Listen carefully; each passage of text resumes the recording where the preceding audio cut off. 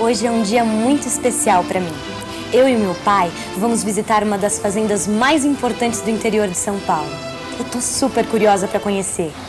Bom, na verdade, tudo isso começou há mais de um ano, quando meu pai me deu algumas coisas que eram da minha avó, mãe dele. Eram objetos da época que ela morou e trabalhou na fazenda do Pinhal. Oi, Clarinha. Então, vamos lá, filha? Tô indo, deixa eu só guardar as coisas da avó. Muito bem. A fazenda do Pinhal fica no interior paulista, no município de São Carlos.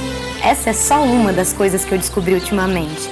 Porque quando eu abri aquela caixinha da minha avó, abri também uma porta para a história, para o tempo. Fiquei curiosa para saber sobre o passado da minha família e sobre a região onde eles viviam. Ainda bem que a vovó anotou tudo lá, nas cartas dela. A fazenda ocupa 62 alqueires, que incluem a casa grande, os terreiros de café, uma antiga senzala e muita mata nativa. Minha avó dedicou várias linhas a um tal Conde do Pinhal. Antônio Carlos de Arruda Botelho, esse era o nome do Conde de Pinhal. A vovó escreveu sobre ele. Ele era neto de um sargento-mor, Carlos Bartolomeu de Arruda Botelho, que recebeu a concessão dessas terras da coroa portuguesa. Isso mesmo. E o Conde de Pinhal foi quem fundou a cidade de São Carlos, em 1857. Olha, foi uma transformação e tanto para o estado de São Paulo. As fazendas se tornaram um polo de poder. Clarinha, o café trouxe riqueza. O que antes eu só conhecia pela leitura do diário da minha avó e pelas minhas pesquisas, estava agora virando realidade bem na minha frente. Os móveis Tonê, as pinturas de Almeida Júnior, porcelanas, louças personalizadas, tapeçarias.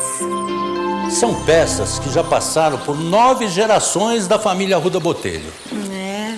A arquitetura é bem grandiosa, né, pai? É mesmo.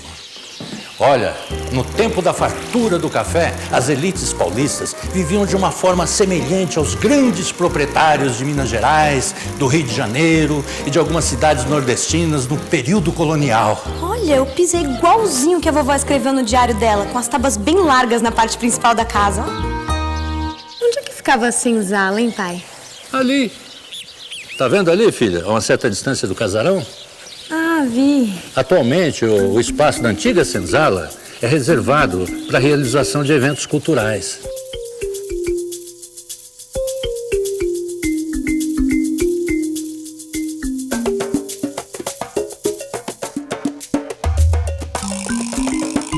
Era uma vida muito difícil, né, pai?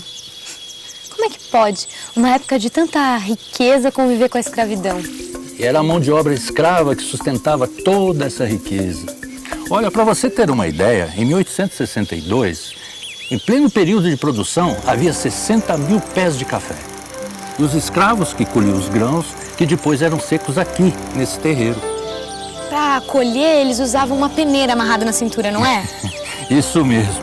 Mas depois da abolição da escravatura, as fazendas começaram a usar a mão de obra de imigrantes que vinham para o Brasil.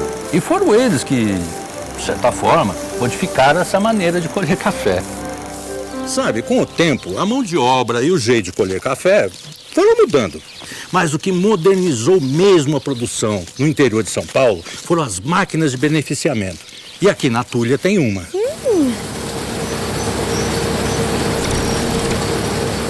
Secos e limpos, os grãos de café eram depositados no maquinário.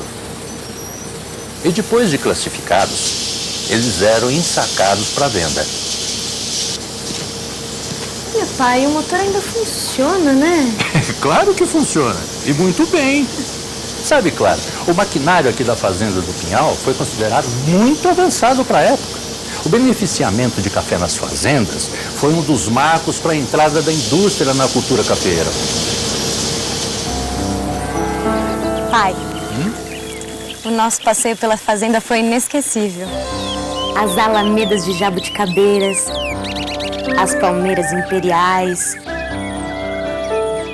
as mangueiras, A sinfonia do bambuzal ao vento. Olha, filha, para aproveitar a grande quantidade de água que corre na encosta da sede, a Condessa mandou construir este lago com as ilhotas.